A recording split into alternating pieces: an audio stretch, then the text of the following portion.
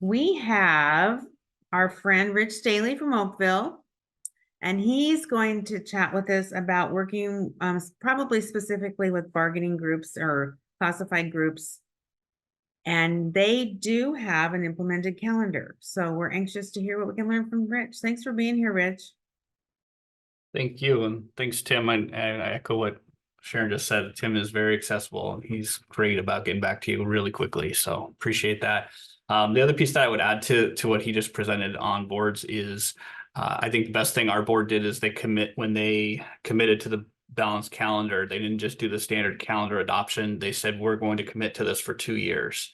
And that way we could implement it and measure it. And in the second year, that was all that there was no wishy-washy. Nobody could come back a year in and say, we don't want to do this next year.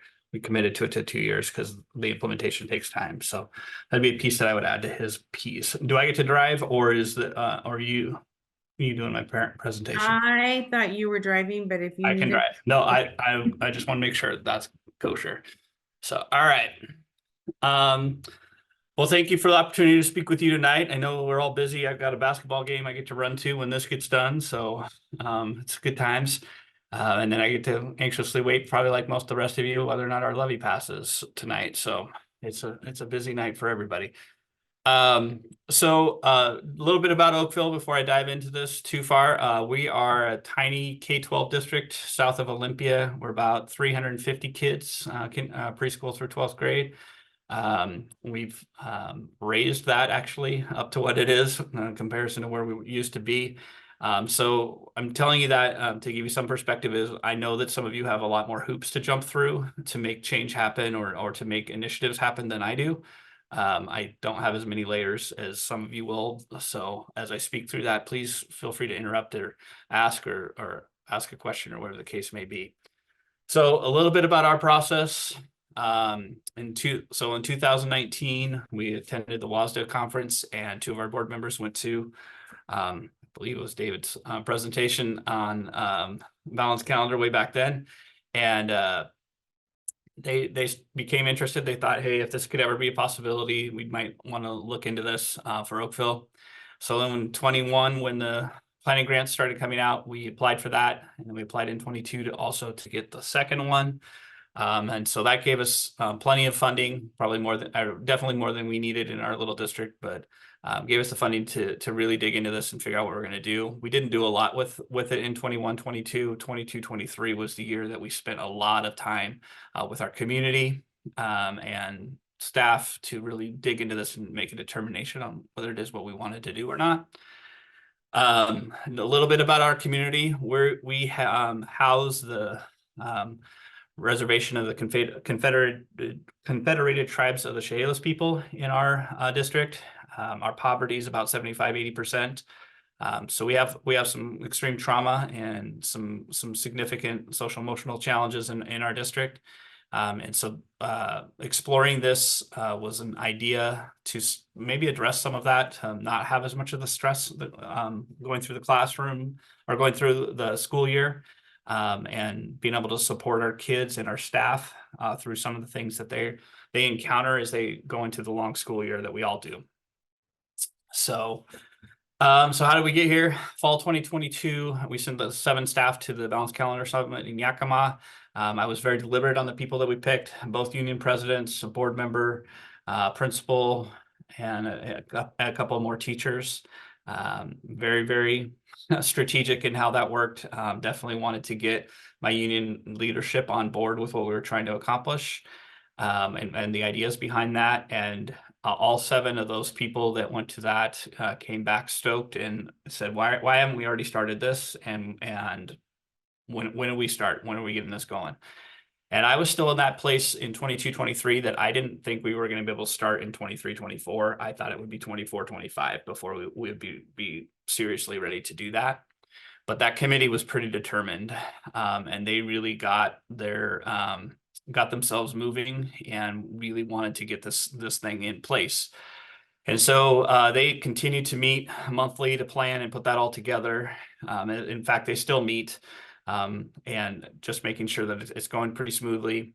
we reached out to our friends in Toppenish, Mount Adams, Walook, Highland, and Winlock, who were all ready ahead of us with regards to their implementation or planned implementation of balanced calendar. And so we did Zoom sessions with those folks, so we didn't have to do the travel piece.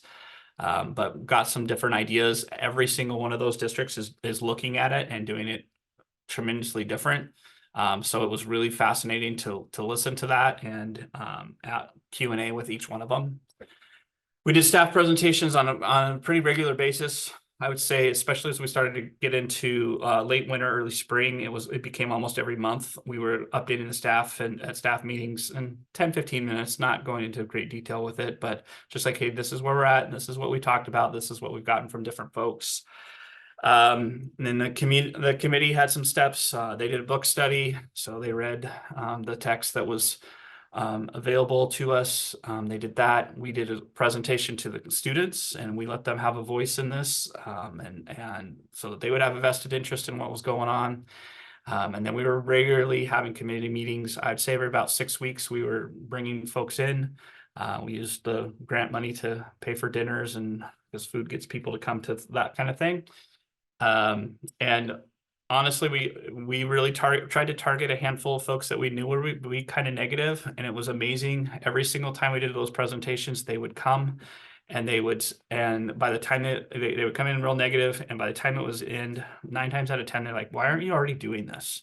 What's your problem? Like, why is this not happening already? So we ended up with a calendar, and I'll click on it here in a second, but we ended up with a calendar where it has 3 weeks of intercession. There's one in October that we do that's about 6 weeks into school. There's one in February where it's actually next week. I walked around our campus this morning and checked in on folks, and they're ready for a break, and they're tired, and they're. I said, you know what? If it was a year ago, we wouldn't have a week off next week, and they're like, thank God we do. And then we deliberately did one in May. And that may seem odd, but in our community, the tribe has what they call tribal days over Memorial Day weekend. And what they told us, or what the feedback we got from them is it would be and we looked at our attendance data and it's horrific right before Memorial Day. And that's why. And what they told us is, why don't you just take that week off, do that as an intercession, but we'd still like to have a place for the little people to go because they're in our way as we're setting up for tribal days, but we need the older kids to be able to set that a lot.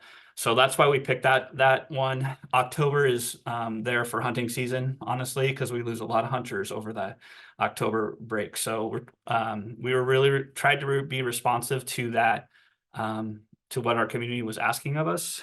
And so that was kind of where we ended up. Oh, I'll show you what it looks like. The biggest challenge with ours is we started school this year on August 15th, which felt really early for folks because we got out super late last year. We didn't get out until the end of June because we had some construction that went over time and we didn't get to start school on time. And so we went to almost the last day of June. And so it made summer feel really, really short for our staff. Right or wrong, we had to rip the Band-Aid off and jump into that. But the goal of it, and I think I stole this from, I think David and another district that put this in there, is I don't think we go longer than 6 weeks without having at least having a break, an extended break at that. And so we were really intentional about that, and quite a few more 3-day weekends and whatnot. But it's not horrible. And then most people looked at it and they said, "You're getting out on June 14th. How is that even humanly possible?" Like, well, that's how the math adds up and it works. And so we still have a pretty decent summer, but we just have these intentional breaks with spring break and winter break. We still have two full weeks at winter break, a week in October, a week in April, a week in April, a week in May. And so it's still a pretty traditional calendar. So most folks are just like, I don't know what the big controversy on this was, except for starting in August, a little bit earlier than where we wanted to be. So I'll go back to my presentation here. So I was asked to talk a little bit about classified staff and the impact on it. So I have a handful of things that I'm going to walk through. I had my my union president wasn't able to join me tonight, but I had her do a survey or just kind of get some quotes from different folks. And we've had our bumps. This hasn't been the smooth, any change that you do is not easy. And it's been hard. And so there's some pieces. So the intercession weeks messes with our after school program. So we're a 21st century grant recipient. And we use those funds to help pay for our intercession weeks, because that's how we feel that's an appropriate use of those funds. We are doing those 3 weeks in lieu of weeks that we would normally be doing summer school. And so we've worked that out and haven't gotten any pushback from the 21st century folks. So that's been a really nice way that we've been able to braid that funding and use that to make that happen. But our after school program staff lose out on those weeks, on those 3 weeks as we work our way through the school. So they have a week where they don't have work. We don't have work for them. I think that will iron itself out as we go further into this, as people decide, hey, you know what, might be able to take a week off here, and then those folks will need to be put in there. But in our first year, that's been an issue. Custodians, they're on 260s anyway, but this came back as one of their comments is, they're just not used to, or my maintenance director has had to make a shift in how he thinks about doing the deep cleaning that he was able to do all of July and August, and June, July, August. And he has not quite made that shift. And so we've had to work through that. And so they've not been able to get to some of the bigger projects. But honestly, with the amount of construction we've done for the last year and a half here, he wasn't going to get to them anyway. So, but that will get better as we go forward. Credit retrieval in the high school needs a little bit more planning. So we had a tough time getting high school kids to sign up to do intercession. I'll just be frank about that. And so this time, what we did is we really encouraged kids who didn't do so well in first semester that, hey, how about you make up a credit or two during high school or during intercession. And so that's what we're doing a lot more of. We really aimed our intercessions to be more about enrichment with a culminating field trip at the end of the week. But with our high school kids, it was more, you need to be there. Otherwise, we may not graduate, or we may not graduate on time. With our seniors and juniors. So we're really targeting that here in this February one. I would imagine the May one will be sophomores and juniors that are struggling, that need some credit retrieval opportunities. Staff are confused and frustrated with working more in August. So this was probably the biggest controversy that we ran into. And this wasn't just classified staff, this was cert staff. What they started doing the math like everybody else did of, hey, wait a second, I'm working way more days in August, but I don't end up seeing that paycheck until the end of September, the way that the payroll operates. And we try to go round and round around. That's how it's always been. You just haven't noticed as much because you only work 3 or 4 days in August, and now you're working 15 to 18 days in August. And that was the biggest source of union frustration on both sides, is wrapping their brains around, you're still on last year's contract in August in actuality, but you started your days for next year's contract this August, and helping them reconcile that. And I reached out to Highland in that time because they've been doing this the longest, and he didn't have any problem with that. The soup there did not. Mark, I believe is his name, but we did.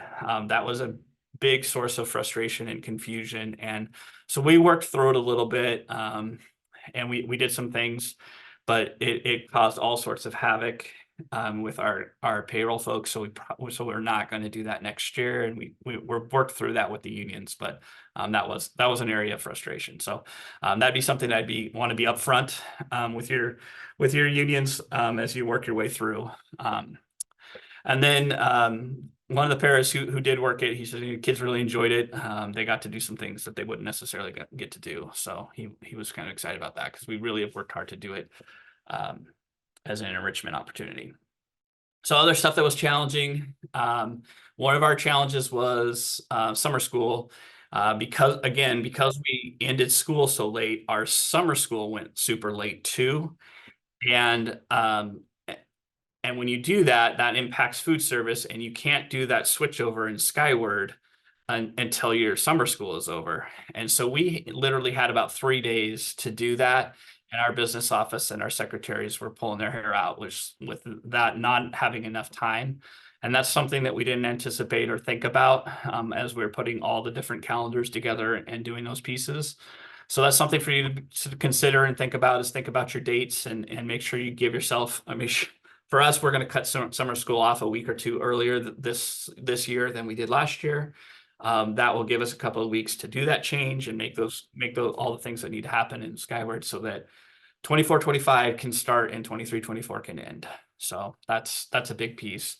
Another challenge that we've run into a lot, especially in August, was most of everything that the ESDs or OSPI are doing is in those second and third weeks of August. Well, we're in school.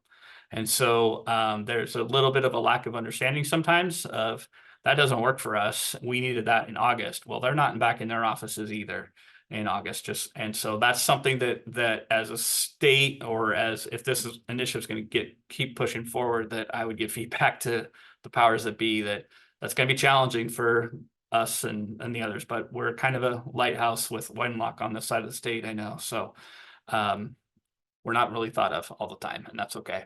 The other factor is the principals had to adjust their prep and their planning and their calendaring. I really try to push my principals away during the month of July. That's probably not as possible anymore. They're gonna probably have to take off maybe a little bit earlier in June and come back maybe that last week of July now, because they really didn't have much time at all to get themselves settled in their offices before their secretaries and staff started coming back, and it was time to start doing the stuff. So that was a big piece. And then the staff had to adjust to their summer expectations. There was a lot of whining about having to be sitting in a classroom on August 15th. There was. But we just kept over and over reminding them, guess what? You're going to love this in October when everybody else in the state is still at school, and you're going to love it in February and June. And again, I walked around today reminding them, hey, guess what? You don't have to be here next week, but everybody else in the state does. And they're like, oh, thank goodness. So they're in a good spot with that. So we've done one intercession this year. I just thought I'd give you some numbers of what we've been able to do. So again, we have about 350 kids. We had about 80 students register for intercession 1.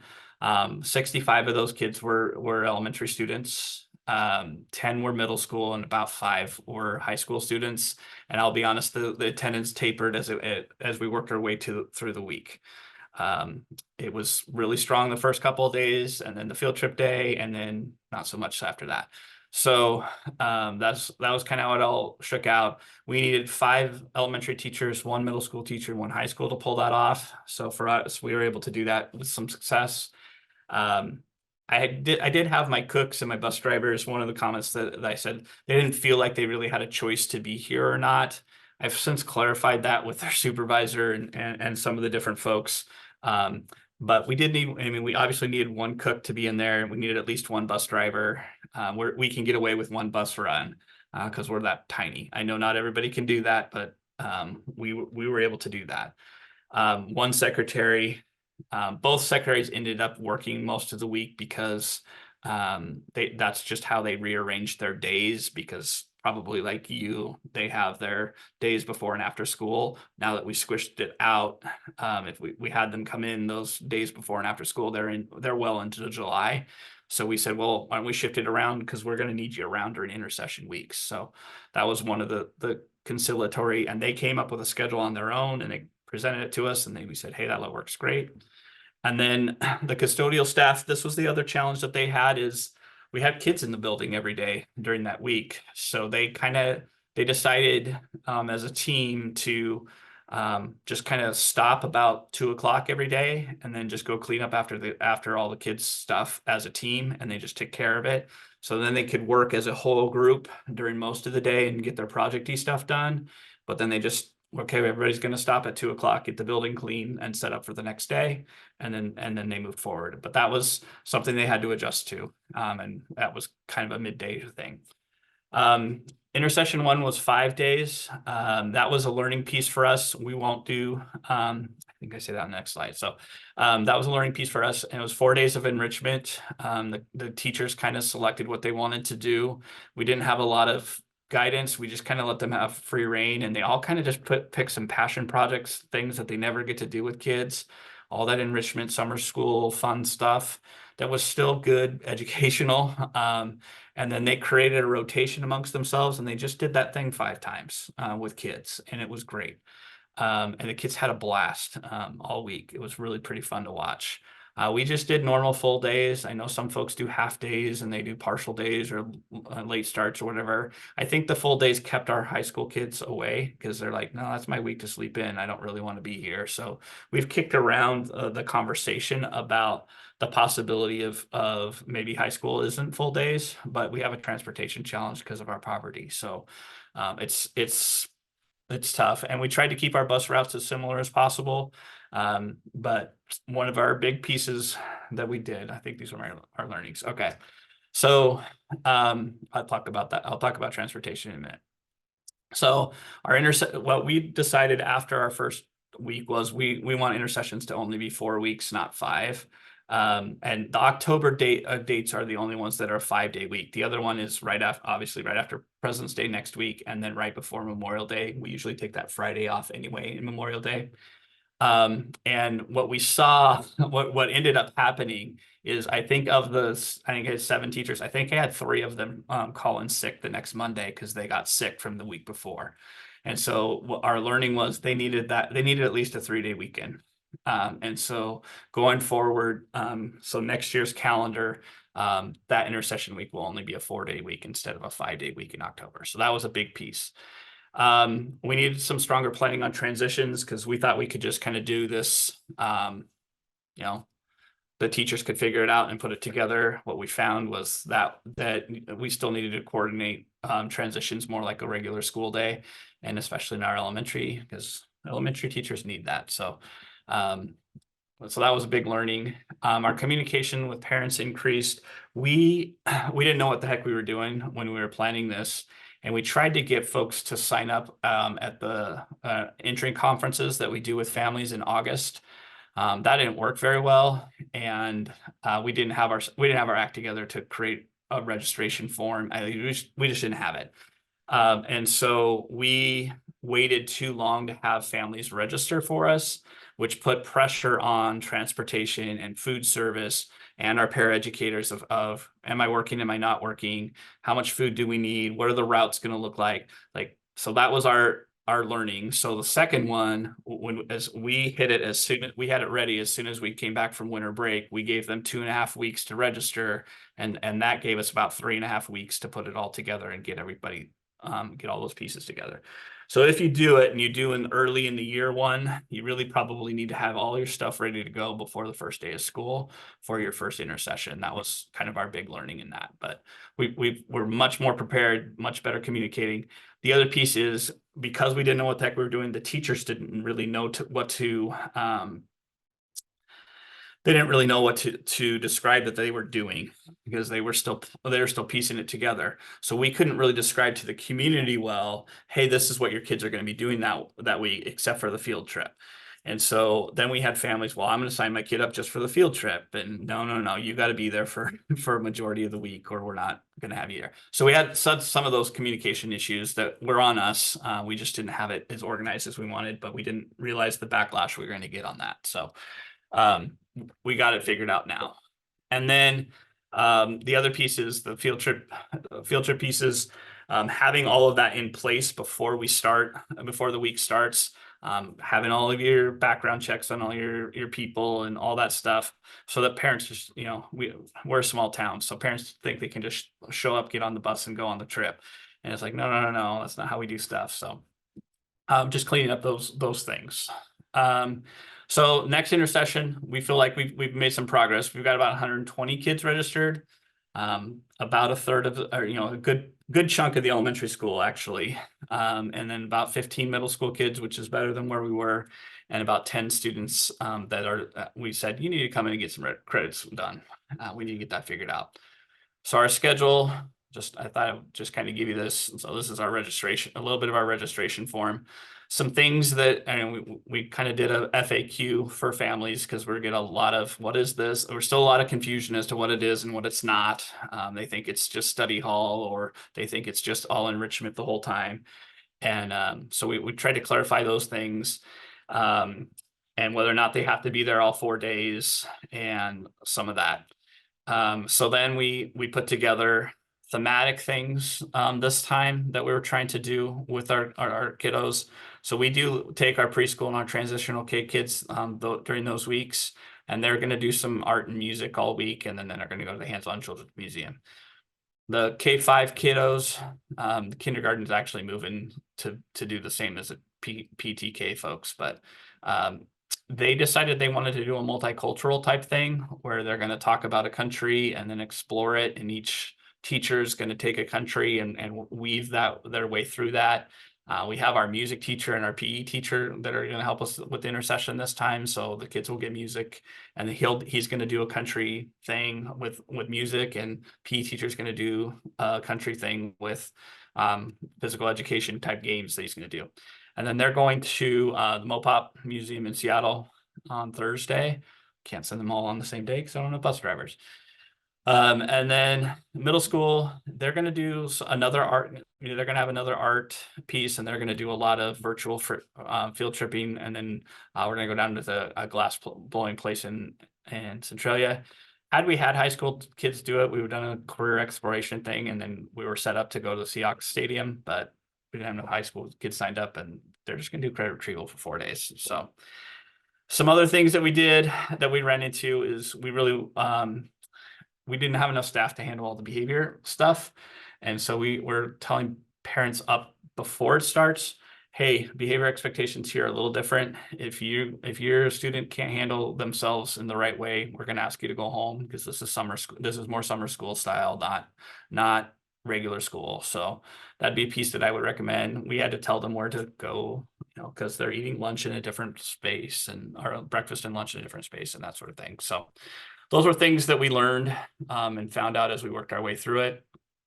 And then, like I said, we had to get really specific on who's going where and who's going to be with what and all of that. So I have folks that took on putting where the pairs are going to be in the elementary and the secondary, and when the breaks are going to happen and all that kind of stuff. So that got itself worked out.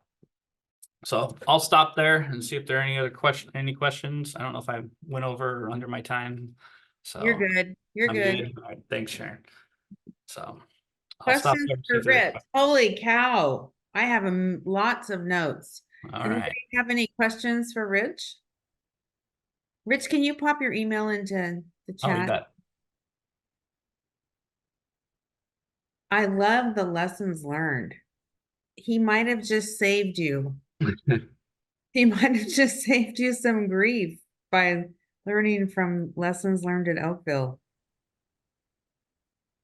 All right. Well, you have Rich's presentation in your participant file, and also he is another one of those guys that's great about getting back to you and sharing information. So I encourage you to get a hold of him if you want to ask anything or visit with his crew on any of this. They're very open there. I've gotten to go there. I've had the privilege. They're very open and willing to share.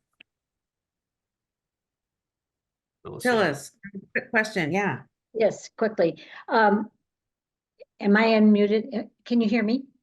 Okay, thank you. And thank you, Rich. I really appreciate that you had the courage, and probably have had a lot to do with the size of your district, to move on a year ahead, not take that extra year for the planning. Do you think that if you waited until 2024, you would have figured some of these pieces out and avoided some of the issues? And that's just a quick yes or no. The real question that I had is, in your district, what you were doing for summer school or supplementary learning or intervention, what you were doing up until you facilitated the discussions around calendar change.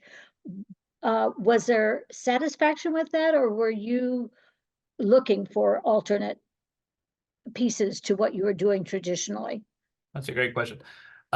So as far as your earlier question, I'm not sure we would have found all of those things until we jumped into it, is my real answer. I think there were some unintended consequences, things that happened, and I think there were some things that I don't think we would have found the August thing until we hit it, the August pay thing until we were here. I did not anticipate that. That just smacked us like a Mack truck in August. So it was weird. As far as the interventions, what our board members, when they went to that thing back in 21, came back with is they were just looking to extend time and having our kids more engaged in an educational and academic setting more than what we were currently doing, because the thought process was if they were in more, then they would get, then ideally our stuff would go up. What we're doing intervention wise was not enough. It just wasn't. And I can't say that what we're doing in an intercession is hugely intervention focused. We actually are purposely not trying to do that. So our goal is to try to make it so that kids feel comfortable and are excited to be at school, but are still engaged in something academic. So we still have a ways to go with regards to intervening.